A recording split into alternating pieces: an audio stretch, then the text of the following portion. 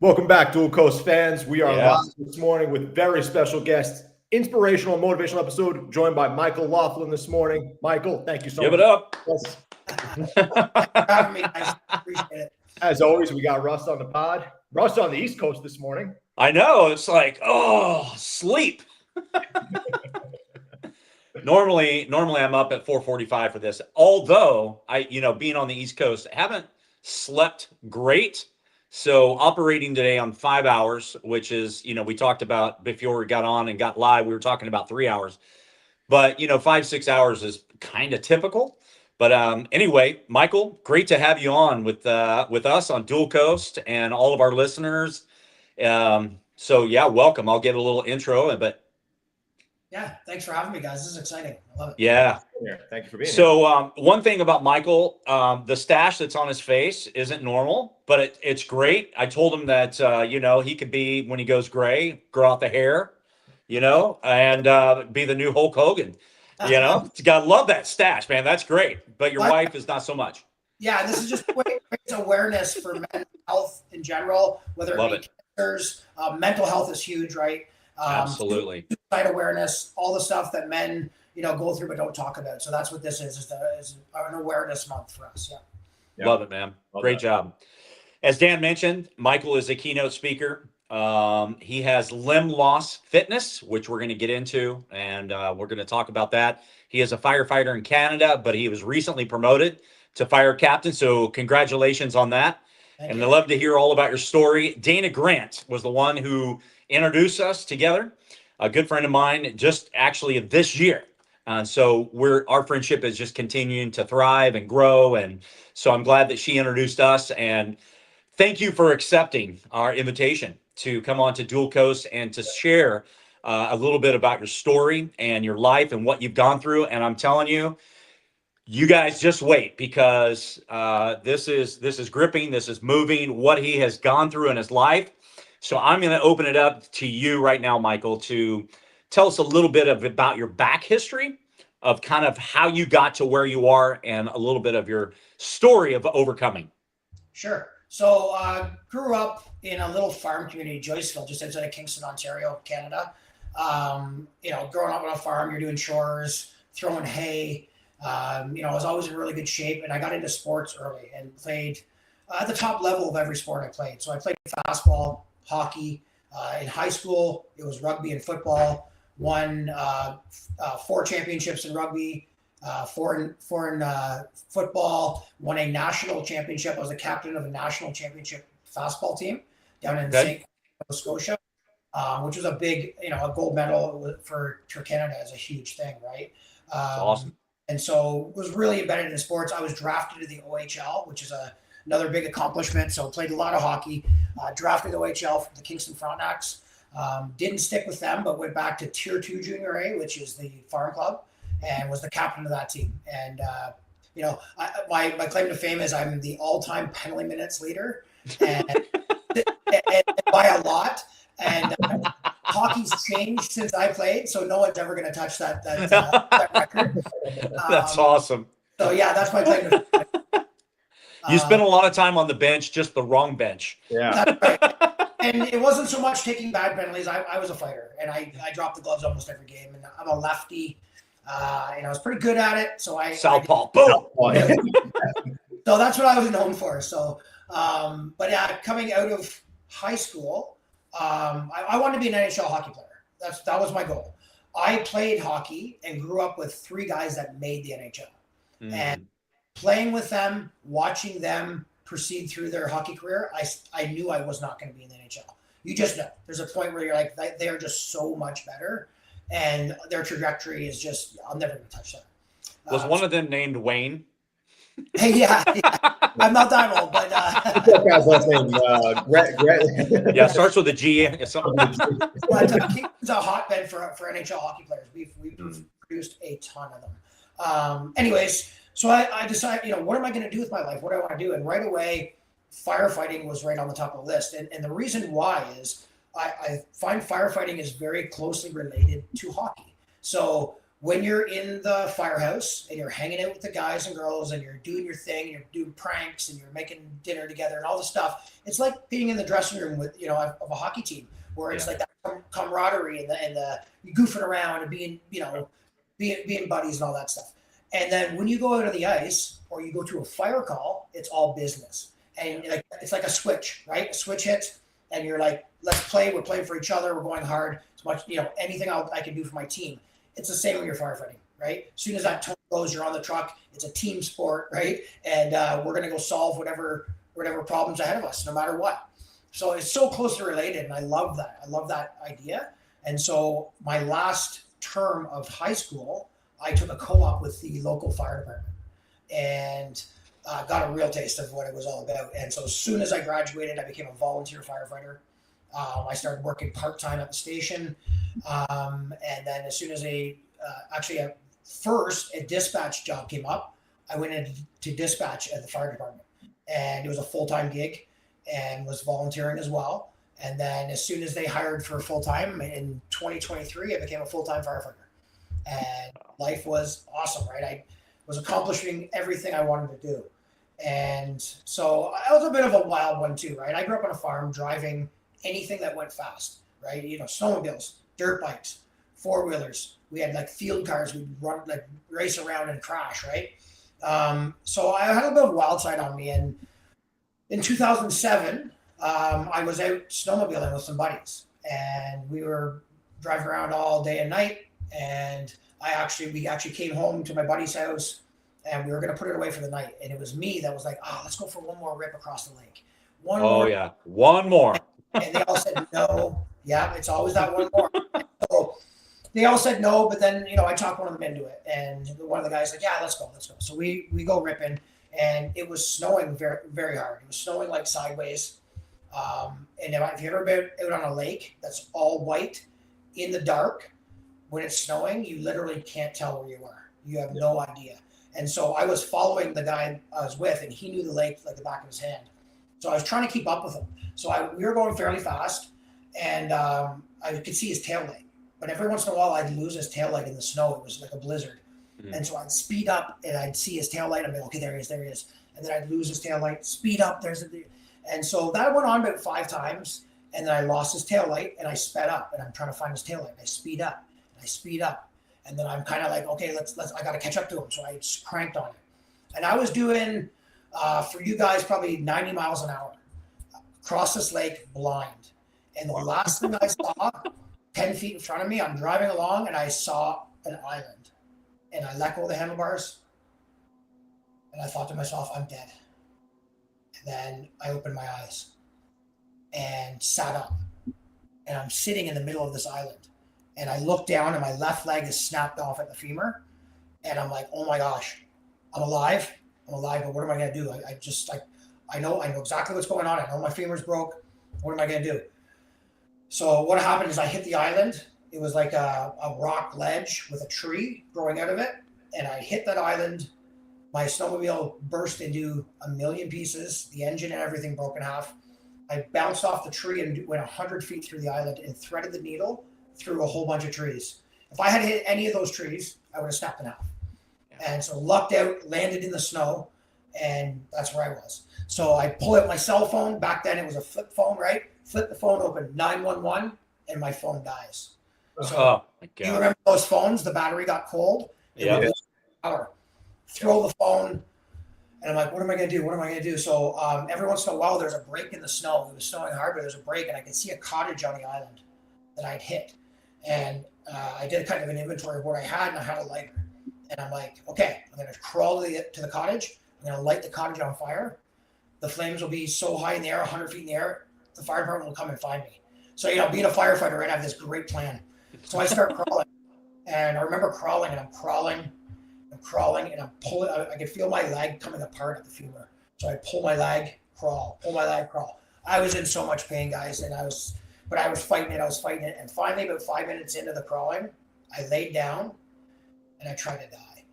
And I just closed my eyes and I said, just die and get it over with. And then I started thinking, I can't do this to my family. I can't do this to my mom. She's going to be hysterical. This will ruin her life. I can't do this. I got to keep going. And so I kept going. And I did about another 5 minutes of dragging my leg across that island. And I tried a second time to die. And I laid down, trying to die. And you're like this one, Russ. I thought to myself, don't be a pussy. You're supposed to be this big, tough firefighter, hockey fighter, right? Right. Yes. What do they think of you if you gave up, right? Yeah. And I'm like, don't give up. You're not that person. And I kept crawling. And when I started crawling again, I heard a snowmobile coming back. So the guy had got to the other side, realized I was lost, came looking for me, came across all these parts on the lake, and then he shut his snowmobile off, and we started hollering back and forth until he found me. And I remember him standing over me, white as a ghost. And he's like, what do I do? I said, drag me on the back of your snowmobile and get me to shore because I got to get to the hospital. And he's like, oh. And so he got me on the snowmobile, and I remember every single bump across that lake because my bones were just cracking together like that. And I was squeezing him so hard I don't think he could breathe. And so we got to remember, we were out in like hillbilly land, right? And he's like, I got a truck there waiting. We'll throw you up in the truck and we'll go. I'm like, perfect. So we get to the shore, pulls up beside this truck. It's this jacked up Ford truck with a 6-inch lift. And he's trying to push me up into this truck. And my legs are coming apart. I'm like, dude, this is not going to work, right? He can't lift me, right? So, he took off actually and went and got a car and comes back and actually phoned my girlfriend at the time and got her to come with a car and meet us. And I jumped in, they get me in the car. She's driving me in. We get to emerge. She runs in, comes out with one nurse. The nurse opens the door, looks at me and goes, oh no. Runs back in, comes out with a gurney. I'm like, oh, do I look that bad? Right? At that point, I'm like, maybe I look worse than I do, right? Yeah. I don't know. And so they get me on the gurney, they take me in. It's like bees buzzing around me. They're cutting all the clothes off me. And I'm going into surgery. And I remember going into surgery, this is a funny little story. And I'm laying there by myself with one of those like gowns on. And I'm hopped up on painkillers at this point. And this little nurse comes in the room and she comes in, she goes, I'm going to put your catheter in. Well, 26-year-old me doesn't know what a catheter is, right? And I'm like, sure, whatever, right? So she pulls the gown back, grabs me, and goes to put it in, and I two-hand shove her, right? Like, she falls back on the floor, the poor old girl, right? But she gets up and she just smiles at me and winks and leaves. I'm like, you're freaking right. You're not going to do that, right? I'm a southpaw. Yeah, exactly, right? Well, she walks back in with 4 great big porter guys. They pin me down. They pin me down while I scream, and she's putting in the so she knew when I pushed her that she was going to win. It just is a matter of time. Yeah. Right? So anyways, I go into surgery, and I wake up the next morning. And I remember waking up and I looked down and my leg that I broke is in this massive cast. And I kind of try to move and I realize there's a great big cast on my arm all the way up to my shoulder. And I'm like, what? And the doctor comes in and I know the leg thing. I remember the leg thing, but like, what's going on with my arm? I use my arm to pull myself. I was dragging myself. I did everything with my arm. What is this for? And he's like, well, he goes, you got a compound fracture. Your ulna was sticking out through your skin the entire time. You just didn't notice because you were so focused on your leg. And that's just crazy what the human body can do, right? Yes. Yeah, the adrenaline and everything, I just didn't even notice. And I think that's what the nurse, when she came out to the car, she saw that and was like, oh, right, and took off. And I didn't even realize it. And so I had this big cast. So I have a titanium plate in my arm from my elbow to my wrist. I now have a titanium rod for a femur. I have a titanium kneecap and 33 pins and screws holding my left leg together. And they put me all back together. And so that was kind of the first time I'd ever been hurt in my life, besides breaking some knuckles on people's foreheads. I never broke anything. Believe it or not, I never broke anything being a crazy kid, farmer kid. I was just always, pretty good bones, must have drank a lot of milk.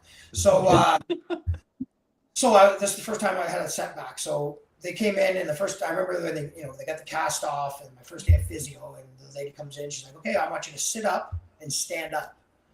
I'm like, okay. And so I did that, and then she's like, great. She lays me back down. I'm like, what are you doing? I'm like, I'm running today. What do you, right? Like, I'm not used to this. I gotta go. I gotta get back. And she's like, no, it's one step at a time. So day 2, it's 2 steps. Day 3, it's 4 steps, and doubling that. And it just takes time, right? And so I followed the rules to a T. I followed my, workout schedule, and thought maybe not to a T. So if they said, do 10 pull-ups or 10 push-ups, I would do like 1,000, right? I'd be doing them all day. So like, getting back, I'm going. So I was back to full duty as a firefighter 8 months later. Wow. So I pushed it pretty hard, and believe it or not, like, they put me back together perfectly. My leg's not shorter. There's nothing wrong with it. And as you'll find out later, this is now my good leg that is put together with titanium. Wow. And so that was like my first big setback in life. While I was in the gym, getting ready to go back to work from that accident, I met a girl, and I went to high school with her actually, but we were just friends in high school, and we hit it off, and fast moved in together. Life was great, right? We lived on Dog Lake, a beautiful lake in north of Kingston. I'm a firefighter. She's a yoga teacher. We opened a yoga studio together called Life Yoga on the east side, so we owned a yoga studio. She was a very well-known yoga teacher, but she had a past. She had been abused, had some stuff happen to her, drug addiction, on the street for a bit. A bunch of stuff happened to her. But when I met her, she was sober and had put that all behind her. And I was like, I've got my stuff too. We can, it was kind of a match made in heaven, right? And life was good. 2011 came along, and I was going out for my birthday. My best friend Jarrett, who I do Untapped 60 with, we would celebrate our birthday every year together. His is January 9th, mine is January 10th. So we were going out on January 9th to celebrate. Jen was supposed to come with us. Her name was Jen Leader. And we go out. She's supposed to come. She says, no, at the last minute, I don't want to come. You guys go out, have fun. Sure. Like any other night, right?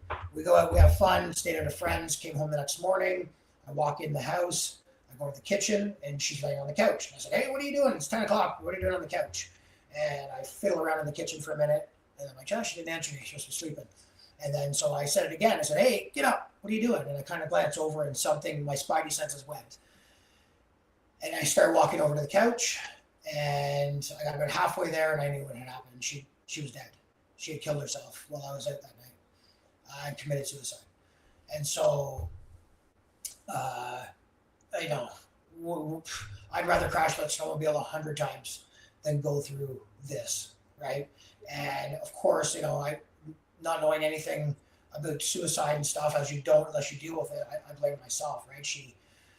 I should have known. I should have known what there was something wrong. I should have stopped it. I couldn't stop it, and she had done that. So I went on a spiral from there. I went down into a deep, dark place, right?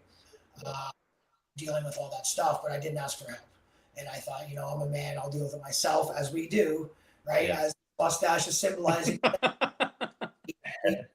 Ask for help, and we don't get the help we need. And so, circling back, when I got into the hospital in 2007, that was before the epidemic of painkillers, and they were handing them out like Tic Tacs.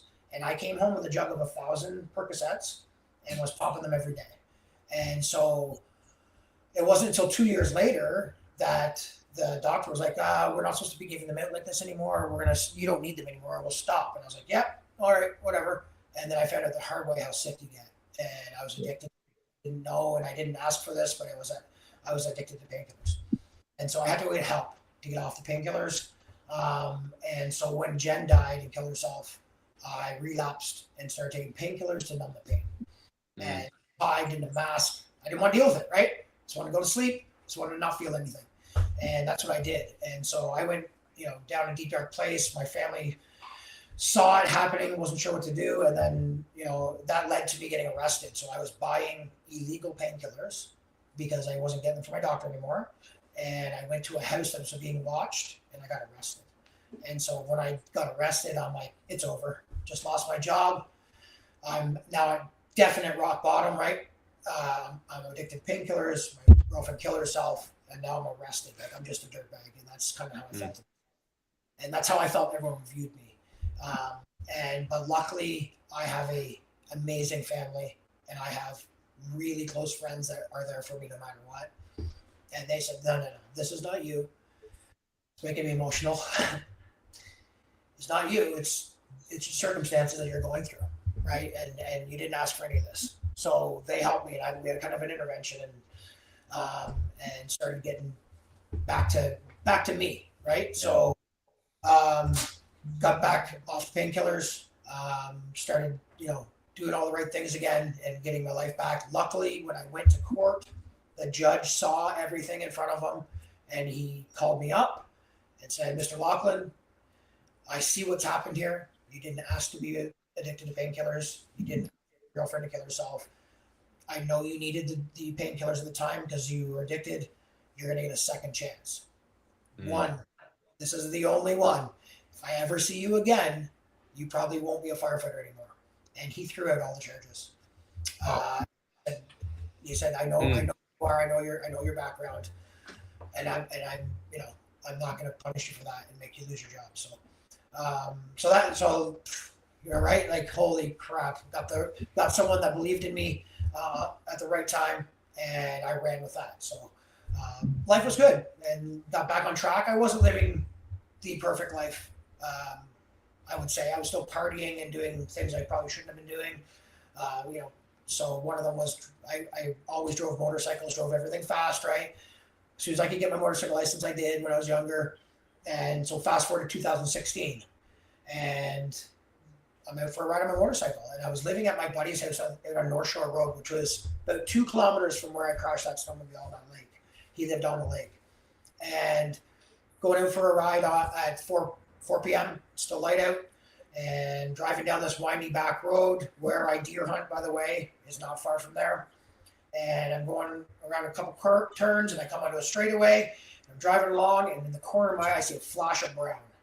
And boom, I get hit in the side by a deer. And I get into a speed wobble. I'm going back and forth, and I'm trying to hold onto the bike, not go down. And finally, I get control of the bike, and I look up, and there's a 90-degree turn in the road. And I'm like, oh no, and I hadn't slowed down at all. So I'm trying to brake, and I'm trying to turn, I'm counter steering. My pegs are scraping off the road. I'm turning so hard, I'm gonna make it. And my back wheel just touches the gravel shoulder, and it just shoots out from.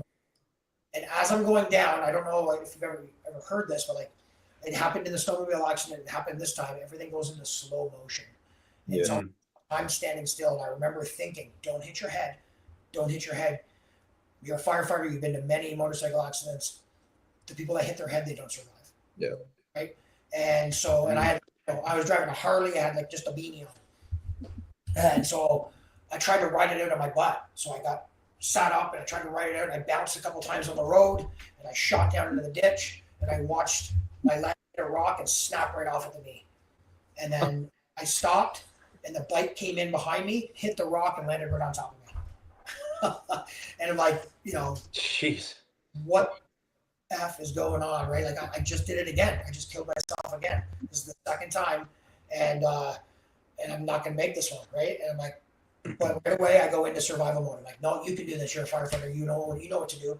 And I took the bike, and I flipped the bike off me. And you know how they say the mom gets all this superhuman strength and lifts the car, whatever. That's an adrenaline, right? My adrenaline was just rocking. And I'm a pretty strong guy, but I had an 800-pound Harley on me, and I literally just tossed it off me, which will be more crazy once I tell you the rest of the story. So I tossed it off me. I looked down, and my leg is torn off at the knee, and there's a little white ball. Like, what's that white ball? And my foot was torn off, and it was the ball of my ankle ball. I'm like, oh my God, right? Like, that's mine. That's part of me. Like, what do I do? So I'm like, calm down. Pull my belt out, tourniquet my leg with my belt as best I can. You're not going to get a great tourniquet, but I slowed it down enough. And next thing is my phone. Where's my phone? It's in my left thigh pocket. And I remember I was shaking at this point. I'm pulling my phone out, and I get it out, and I go, you might have one chance to get this number, right? Before you pass out, before you die, you got to get this right. And I remember I dialed the 7-digit number to the fire department instead of 911 because they transfer a few times. I want direct access to my people. Yeah. And they're like, it comes up on their phone. Hey, Mike, how's it going? I'm like, I'm dying in a ditch, North Shore Road at the end. It's Michael Laughlin. Come save me, right? And she's like, yeah. The girl that took the call, Natalie, they're not equipped to do this stuff. They're not 911 operators. They're fire department. But she kept me on the line the entire time. She knew what to do. She actually won an award for that, for her service that day, because she really did keep me going, right? And then, so once I knew they were coming, I put the phone on speaker and I set it down. And I'm like, so what do I do next? What do I do next? And a car had driven by and didn't see me. I was down in the ditch, right? I'm like, I need the next car to stop. I need help, right? So I started grabbing bike parts and throwing up on the road. I undid my helmet. I threw my helmet up on the road, and the next car stopped. And this little old lady gets to the edge of the ditch and looks at me. And I'm like, she's going to look at me and just go the other way, right? Like, this is a gruesome scene. I'm screaming, right? And she doesn't. She makes her way down in the ditch and gets behind me, and she puts her arms around me. And she just says, it's going to be okay. You're going to be okay. And, dude, I needed that, right? I needed someone there with me. I was alone in that ditch, dying, I thought. And she was a good enough person to come down. We live in an age where people see an accident and they drive around it because they don't want to stop. They got somewhere to be, right? Right. Or they walk over top of that person passing on the sidewalk. They literally just walk over top of them and keep going. They don't check on them. That's the age we live in now. And this woman, no, she wasn't one of those people. She came down and I thought, she must be a nurse. She must be someone that can handle this stuff, right? Mm-hmm. So my mom actually tracked down this woman after to thank her, and she was a retired teacher. Mm-hmm. And I get emotional because it's just like people don't help people these days, and it's just like that woman gave me a second like burst of energy. Like, you're gonna make it. I'm like, yeah, I'm gonna make it, right? Of course I'm gonna make it. Then I could hear the fire trucks coming, hear the siren coming. I'm like, yes, right? And my boys show up, package me up, and I remember I remember thinking that I was always the person packaging people up, right? Cutting their clothes off, checking them over, strapping them to the board, and all of a sudden I just kind of let go. And I was just like, just fix me, fellas, right? And got in the ambulance. The chief of that area jumped in the ambulance with me, rode all the way in, Chief Cheeseborough, and I get to the hospital, emerge. It was like a 25-minute ride in, and you're like, this part too is a bit crazy, but they're pumping you full of painkillers, and it's not doing anything. And he's like, I've given you as much as I can give you, and it's not doing anything. I'm like, dude, I've been here before, right? He's like, I couldn't believe, like, I kept giving them to you, it wasn't working. I'm like, yeah, I got the tolerance, right? So we get in the hospital, and I remember the ambulance backs up, the door is open, and there's 2 lines of firefighter personnel waiting for me there. So while I was screaming for those 17 minutes in the ditch, they were all listening to me on the phone. It was on speaker in the dispatch, and the entire headquarters had come in listening. As soon as they left, they all got in their cars and drove to Emerge, and they came down to support me. Talk about a brotherhood, a sisterhood, right? That's right. It's like, wow, like, I get emotional thinking about it, because it's like, they're there for you no matter what, right? And so they wheel me through the line of firefighter personnel, and at the end is the fire chief Sean Armstrong, and he leans over and he says, Mike, no matter what happens today, you still have a job at KFR. And for me, I was a 36-year-old single guy. I lived for the fire department. That's the only thing. That's my identity. That's what I do. Yeah. I just said, I'm in my head, I'm like, that's over, dude. You got your legs ripped off. Like, you're never gonna do anything again, right? And so when he said that, it made me feel easy a little bit. I was like, okay, no matter what, I'll be doing something with KFR. It doesn't matter, maybe I won't be a firefighter, but I'll be doing something. So they wheel me in, and then I remember like bees buzzing in a hive again. They're all around you, tubes hooking up, and into surgery I go. And actually, before that, they had given me some more hive-powered pain, like fentanyl and stuff like that. And it still wasn't doing anything for me. And I remember the doctor leaning over, and he's like, Mike, I understand what's going on here with painkillers. He goes, I'm going to have to put you in a coma. And I remember begging him. I was like, because at this point, it's like over 2 hours of feeling my leg ripped off and feeling all the other injuries I have. And I'm like, please put me in a coma. Please. I remember begging him. He's like, okay. So into a coma I go. So I was in a coma for 8 days. And I had 7 surgeries when I was in a coma. Wow. And then I remember waking up, and I was sleeping, and I opened my eyes, and my mom's over top of me, and she's like, honey, you're gonna be okay, you're gonna be okay, don't move though. And I realized that there's a great big collar on my neck, and I'm strapped to the bed, And I kind of like was able to look down a little bit, and I'm like, my leg's reattached. It's in this big halo. And so they reattached my leg. And I'm like, Mom, and she's like, you can't move. You broke your neck in 2 spots, and you broke your back in 3 spots. And I'm like, what? Right? I threw that motorcycle off me. I was throwing stuff up out of the ditch. I was moving around. How is that possible?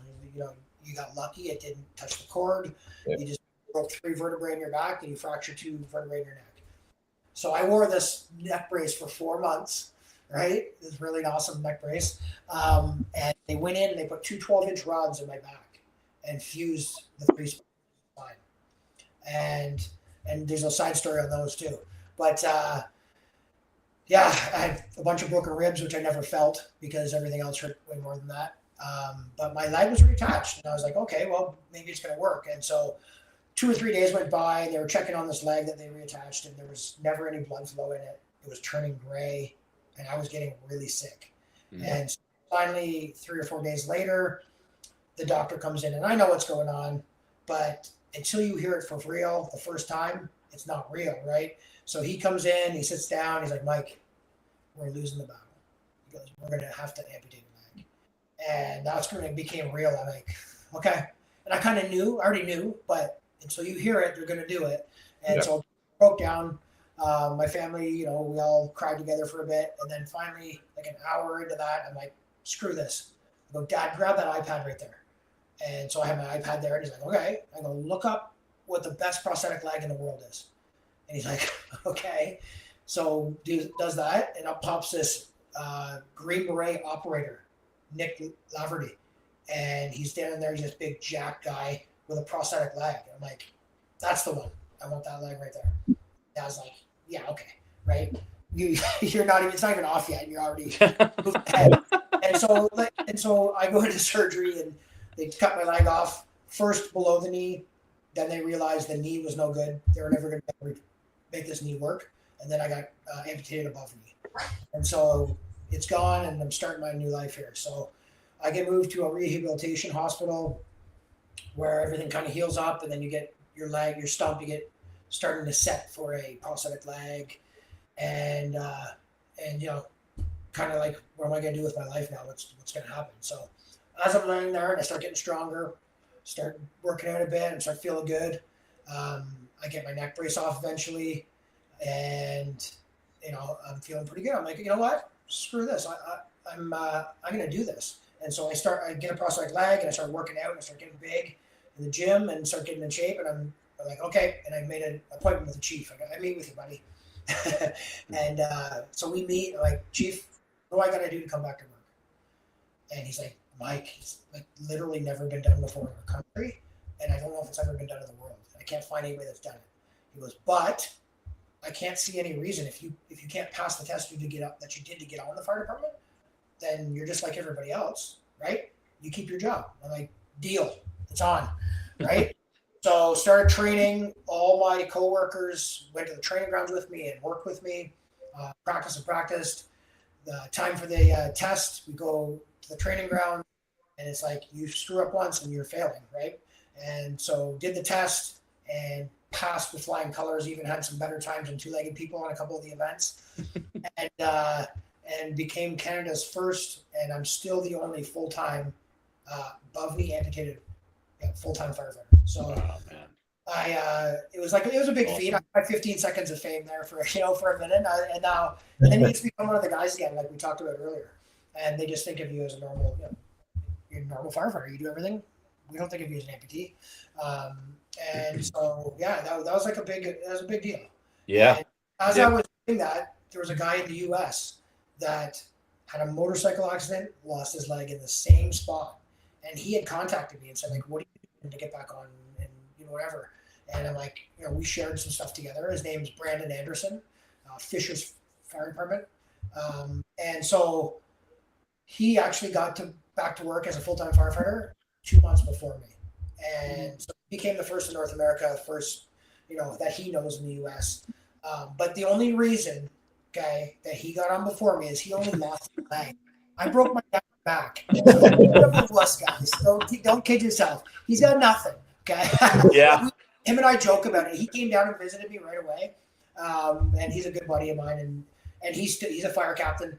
He does his thing. Actually, he just got promoted to district chief, I believe. He's one of the chiefs now. So Wow. that guy's thriving. Two incredible stories. My goodness. Yeah. Wow. But here's the best part. Okay. Yeah. So, bring it. Yeah. so I'm in St. Mary's Rehabilitation Hospital. Okay. And I lived there for a month. And so I got my room and I do my physio every day. And then I've got free time to do whatever, right? So every day I go and I wheel around and talk to people or whatever. And the one day I'm like, I'm gonna go wheel around, look for some hot nurses. 36-year-old single guy, right? But you gotta remember, I got this big neck brace on. I'm skinny little run at that point. I was 150 pounds. I carry myself now at like 200, 210, right? I got no shirt on. I've got cut off Joe Boxer jogging pants on, no leg, right? And I look like Joe Dirt in a wheelchair. Okay?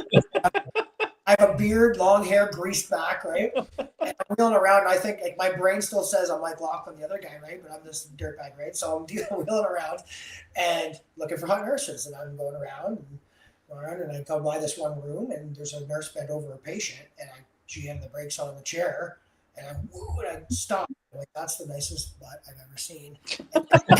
And then when I jam the brakes, Hadn't even seen her face. not even, yeah. And then she turns around, and I'm like, oh boy, it's the most beautiful woman I've ever seen, right? And I'm like in shock.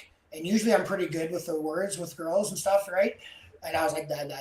Right? So I really, and coincidentally, the patient, I knew the family of the patient. So go in, and when I did see her, she was talking to the patient. This patient believe it or not, guys, I was in palliative care. I didn't even know what part of the hospital I was in. And she was talking to the patient. The patient was not responding. She was dying, and she was never going to talk again. But this nurse was talking to her like a human being, and like, you're pretty, and you have a nice day, like just being like an angel. Like someone that these people that do that stuff is they're just incredible people. And so like, not only is she the most beautiful woman I've ever seen, but she's like the nice, like, look at this, right? She's talking to this lady that doesn't hear her, but she's treating her like a human. And so we met. And the whole time I'm just like, I want to marry this person, right? And so I leave the room. I remember getting her name, and I leave the room, and I keep saying it to myself on the way back so I didn't forget. Get to my room, and I went on Facebook, and I creeped her and Facebooked her, right? So I was just like, nice to meet you. And then I never heard back. At the end of her shift, she must have got home, and she was like, nice to meet you. And that was it. So some time goes by, and I get my leg, and I get, like I said, start training to get back to the fire department, and she had posted something on Facebook, and I commented on it, and then I was like, screw it, and I asked her out, and she said yes. And so I was like, okay, she probably just feels bad for me. Whatever. So we go for coffee, we go for a walk, and we walk back to the cars, and I did the worst thing you can do on a date. The worst. I look her in the eyes and I say, I want to marry you and have children. And she gets in her car and takes it. and ghosts me. 2 months. She's like, I'm like, I totally screwed that up. I maybe was a little aggressive, but right? But it's how I felt. And I'd never felt like that before. I was a player before that, right? 36 years old. I was never settling down. I was one of those guys. Right. And for the first time in my life, I was like, I want to be this person. I want to settle down. Yeah. And so, yeah. So this girl's waking up thinking, why did that guy say that to me? There might be more here. I feel like, why am I even thinking about him? And she says, like, she's kept waking up thinking about this one-legged guy that had said that he wants to get married and have children. And so she eventually messaged me back and said, like, I'll give you another chance, but pump the brakes, bud, right? And so we go on a date. Anyways, the rest is history. We got married in 2018. We have a 5-year-old boy, Lincoln. I have a 15-year-old stepdaughter, Kiana. Kiana has Down syndrome, and she is literally the life of every room she walks into. And at the time when we got together, she was 6 years old. And like, I needed that. I needed a purpose. I needed responsibility. I needed to change my life. And it wasn't without, a couple bumps in the road. So when we started dating, I was also, still talking to other girls and stuff. I was still being that guy I was before. And Angela, my wife, sat me down and she said, listen, today you're going to make a decision. You're either going to be with me and only me. You'll never touch a drug the rest of your life. Or you can go and do the stuff you did to, all that stuff that led to all these bad things that's happened in your life, or you can change today. And I was like, I'm changing today. And that day forward, I've only been with my wife. I'm a family guy. I actually am sober for 9 years now, no drugs. Wonderful. Wow. And I'm sober for over 2 years off alcohol. Never had an alcohol problem, but decided I didn't need it. It didn't serve me any purpose, so I stopped. And in my job, it's rampant, right? People drink. They don't deal with anything properly. It was a big thing for me to do that and to be able to still hang out with my buddies and stuff.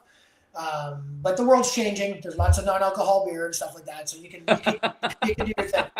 But literally, the best thing that ever happened, right? It was I asked her out when I was at my rock bottom, and I took a shot. I took a chance, and I tell everyone that don't ever miss an opportunity. If you think, oh no, I better not, I'm not good enough, or I'm not going to go for that job because I'm not smart enough. Take a chance. It could change your life, and it changed mine. And that's what I go around is so Untapped 60. My best friend Jarrett, who was there that night when Jen died, and I started that. And that's my keynote speaking, public speaking. And Untapped 60 is, I'll just explain that quickly. They say, and I believe it, that when I was down in that ditch and I wanted to lay down and die, and I'll tell you I did, the entire time, I was every bit of my human being to stay conscious and keep fighting. It was a constant struggle because I wanted to lay down. I just wanted to quit. And that's a big deal. It's like they say when you're at that point, you're only 40%, spent. You've got 60% still to give.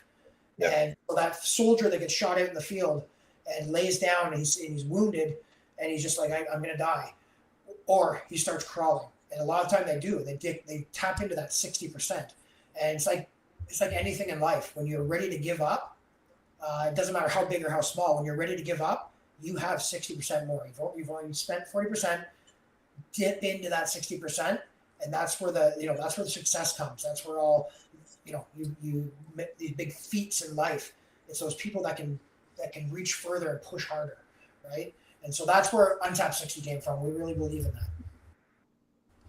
Wow, that is unbelievable story. So. So here's my wrap up is stay off snowmobiles driving 90 miles an hour in snow and sleet. Watch out for deer on the motorcycle. Keep it on two wheels. Not all good butts lead to a great face. But this one did. But that one did. Oh man. Wow. That unbelievable, man. Unbelievable. And intertwined in all that, I obviously suffered from PTSD, depression, and all the things that sometimes derail people. So like not only two major, catastrophic accidents, the suicide of Jen, but I also had PTSD, depression to fight as well. So it's almost been like a constant fight. Yeah. But I don't like to lose. I'll never stay down. And that's like for everybody's got to know that you can win. It's all here. You just got to keep. And so all those things I went through, it's all because I just didn't give up and never give up. That's my logo and model. It's just never, ever give up. Don't give in. Good. That's good. It reminds me, we interviewed Karina Reed, who you obviously don't know, but she's a personal trainer where I live. And I did Impact Santa Cruz today, which was a summit back in May. Dan flew out. We did a live podcast on the stage with Karina Reed. Karina was basically from birth all the way till now, battling, overcoming mental challenges, mental hurdles. And this reminds me, what you just stated reminds me of her and the ability to overcome. I did a post yesterday of Marshawn Nealon, who played for the Cowboys, Dallas Cowboys, that just took his life last week. And very, very sad situation. He was an elite star, played at the NFL level. The thing about it is that it's not because he played at that level that really got me, but his story ended up in a porta potty taking his own life, dying out in the bottom of a porta potty. And people all over the world are challenged with mental hurdles every day. And I think your story of never giving up is key to people. And there's a lot more to it. We can't just say, don't give up. But yes, we got to start somewhere, you know? And so your story of overcoming drugs, alcohol, all of these injuries, surgeries, losing a leg, and doing what you're doing, speaking to people, being a fire captain, you know, being a great husband, being a great dad, and going from southpaw knocking people out on the ice to saving lives. And you're not just saving lives as a fire captain, but you are saving lives because of your story. Yep. Appreciate that. And that's my whole goal in life. There is no better feeling than to have some feedback from someone that they say that, you know, I saw your podcast, I read your story, I read your book, I was at one of your keynotes, and it changed my life. And thank you. And honestly, that is what I chase now, is that adrenaline rush is just helping people. Yeah. Person each time I speak, if I can help one person each time I do a podcast, we're winning, right? We're winning as a for sure. Yeah. For sure. Absolutely. Yeah. 100%. Well, Dan's in the medical field. He understands about all this medical stuff, you know? Yeah, for sure. And I mean, that's one of the goals of this podcast, honestly, is just to change one person at a time. And me and Russ talk about that all the time. Of like, if we could just put out each episode and just touch one person with it, or just get the story across to one person and it changes their aspect or changes their outlook, that's the goal here. I mean, we've discussed that several occasions. Amazing. Yeah, 100%.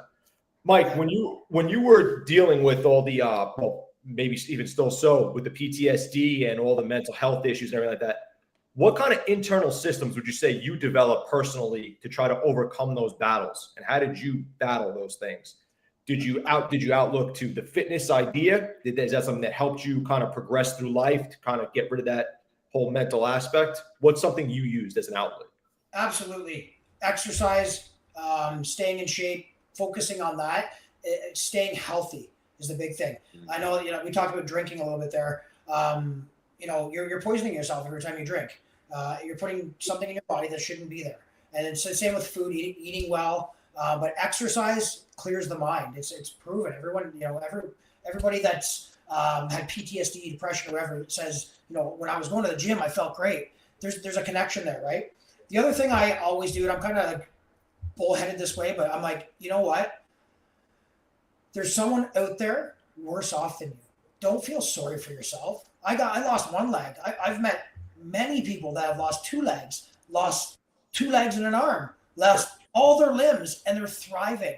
And so don't focus on the one little thing. Focus on the positive, right? I'm still alive, right? Start there, and then work up from there. I really believe that there's always someone out there worse off. Think about them, and then the other thing is huge. It's connection and communication, right? As you know, Dan, like people that are suffering usually aren't communicating or getting help or asking a friend. Like I said, I have great family, great friends. I have friends I can call right this second, be like, I'm struggling, dude, help me, right? Jarrett's my biggest supporter, Jarrett Robertson. He's the guy that if I'm having troubles, I call. It doesn't matter if it's 2 a.m, right? He'll answer and be like, what's up, dude? You got to have a good community around you. That's huge, right? Yeah. And I feel sorry for people that don't have family, but they're still able to reach out. I do get people reaching out to me that are like, I don't have family to lean on. I don't have a close friend. Okay, well, you just reached out to me. That's the first step, right? Yeah. I love that you touched that, because it takes me back in my mind to your story earlier about the brotherhood, right? COVID was in 2020 was really a pivotal point for a lot of people. And I say pivotal, meaning downhill, because a lot of people still have not recovered from COVID, still living in isolation, still living sedentary lives. So when you talk on fitness and your health and nutrition and the way that it makes you feel, you're being more productive, your mind is more clear, I was just talking to some ladies last night around the table at the event that I was at, and I said, think about it. We sit 12, 15 hours a day. If you're working an office job and you got to get up every couple of hours and move your body for 5 minutes, Yeah. just, just to be healthier, right? And to move your body, because your body, it requires that. But the brotherhood is huge for me because of the social connection that you have, the relationships that you have, and people that are out there that struggle with connecting with people. What can you say to encourage them today, Michael? I say, you know what? All you got to do is reach out to one person, and it starts from there, right? Yes. I do agree with you. There's so many people that still do not, my wife is one of them. She's like, I don't want to go into like and she wasn't like that before, right? And so, I make her go, obviously, but like, if she's like that, how many people that don't have someone to push them? Yes. Will never come out of that isolation. So they are on social media though, because I know everyone is. If you see people like us, right, the three of us, reach out. We'll point you in the right direction. I might not be able to, but I'll point you in the right direction. So you got to be willing to reach out. You got to be willing to take that first step, and I promise you, it'll be the biggest step in your life. That's right. 100%. That's awesome. Michael, we'll probably close out with this one, but we have a saying on the podcast that we kind of close every show out with, and I think it's very fitting here, and I think you could weigh in on this, is that we usually say wellness is not about perfection, it's about progress. Mm-hmm. What would you say that statement means to you? It means we're never done. Our story's never done. We're always working on it, right? I'd say, like, look at my story. I could have quit so many times, but that little bit of progress I just kept making, it got me to where I am today. If I had given up, right, I wouldn't be here. I tell you right now, there's so many spots where I was like, I can't go any further. I don't have it in me. And so, perfection will never be reached, guys, but progress is an everyday thing.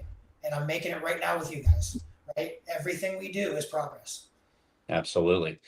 When you're talking about limb loss fitness, right? You think about, going through struggling with drugs, alcohol, losing a limb, you got a, rod in your arm, you got rod in your back, it's just like all that you have had to overcome in your life, right? Losing a girlfriend, to suicide. I mean, there's so much in your story that's packed in there to draw some great things, right? For people that are listening today, this is a powerful message, and I love that you're sharing it. I love that you're a keynote speaker. I love that you're an inspiration to people that are out there who have lost a limb, right? Or lost someone, or today who's listening to this show who is struggling with drinking, who's going to the bottle, going to the pill. I mean, you've touched on so many things today that are challenging, but yet you overcame. Yeah. And I think you said it well, is that, if you are struggling, reach out. And that is the first step. Reach out to somebody. And I'll say this, and I want you to comment on it.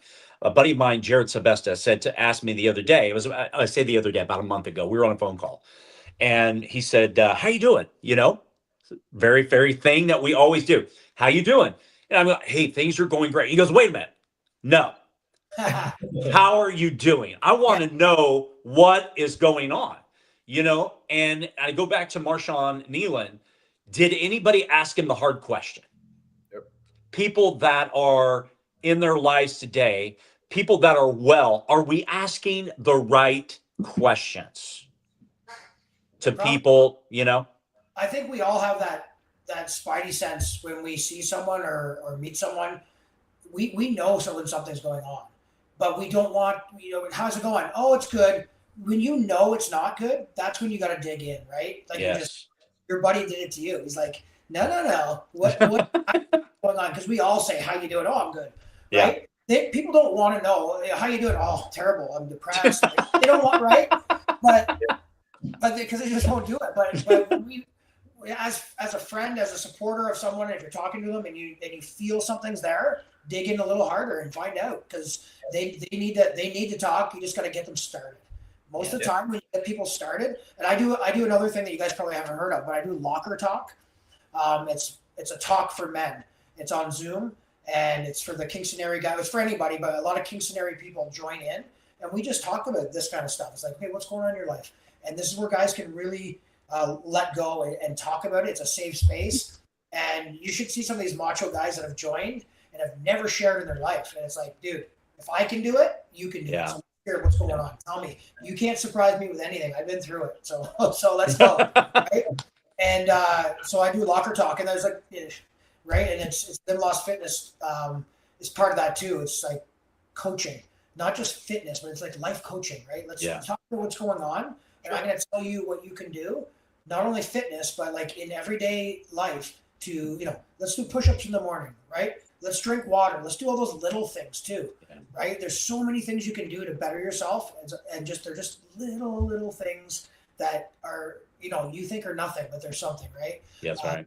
Yeah. If anybody watching this can reach out, if you're going through anything in your life, reach out to me. I'll point you in the right direction, or I'll give you some advice. I'm not a doctor. I have no credentials, but I've been through it, and I think that's more valuable sometimes than something you can cover. Yeah. And where can people, Michael? Where can people reach you?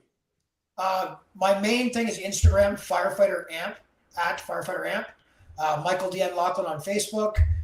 You can go to www.limlostfitness.com, as well as www.untap60.com. Wonderful. Awesome. Michael, thank you so much today, man. Thank you. Powerful message, powerful story. Keep living life. Keep touching lives, one life at a time.